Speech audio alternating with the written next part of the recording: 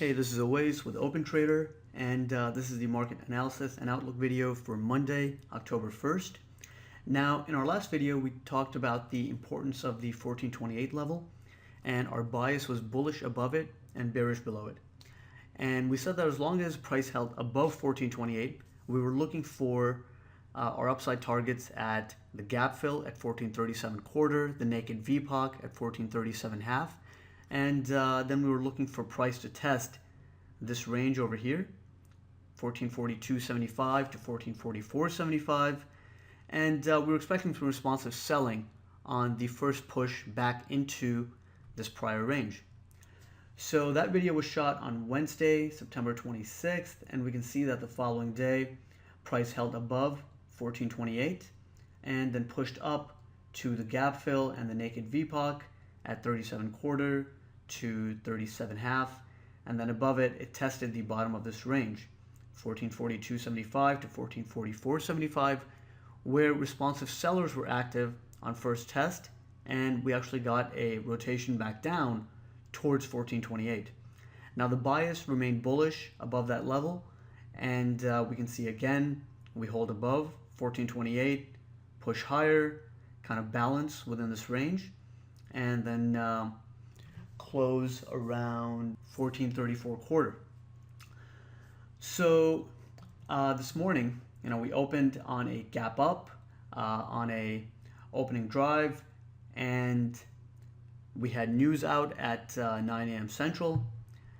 Everything was looking fairly bullish. We were using 1440 to 1441 to establish our short-term bias, and buyers remained in control off the open, and we got the push up to 1451 half, which is very close to the value area high of the composite of the prior two upside breakouts.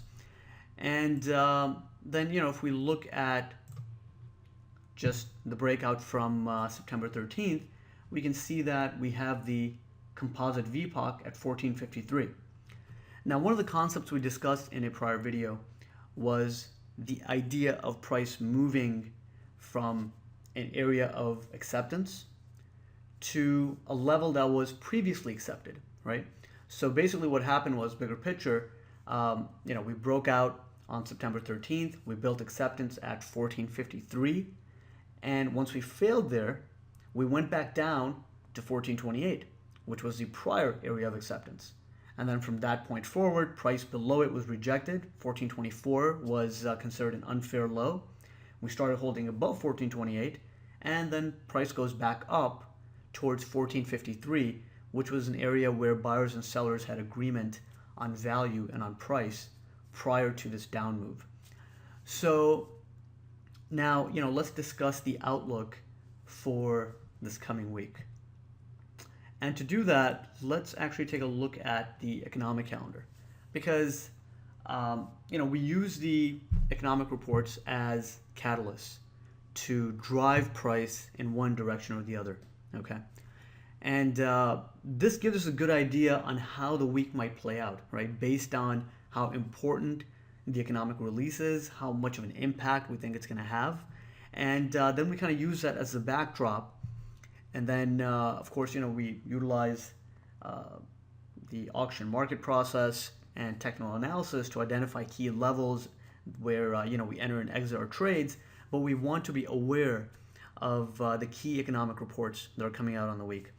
And just by taking a quick glance here, we can see that we had the ISM manufacturing index out this morning, and that resulted in a drive up towards 1453, where responsive sellers were active on first test, and we got a pretty deep pullback off of that. Now, going into tomorrow, we can see that we have a pretty light economic calendar. So more than likely, we're going to get some balancing activity where, on any pushes down into support, responsive buyers will be active. Any pushes up into resistance, we'll look for shorting opportunities. On Wednesday, we have ISM, non-manufacturing index. That could be the economic catalyst for that day.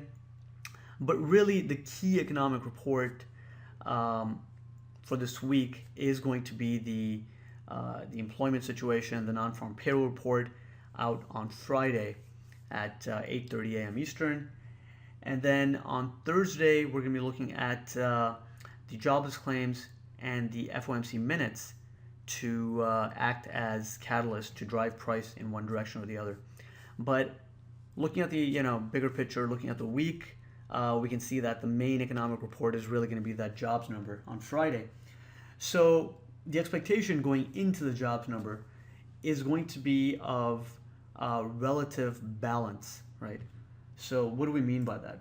Let's take a look at the chart.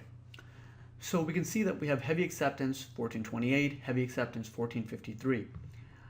We're looking at these value areas that were developed.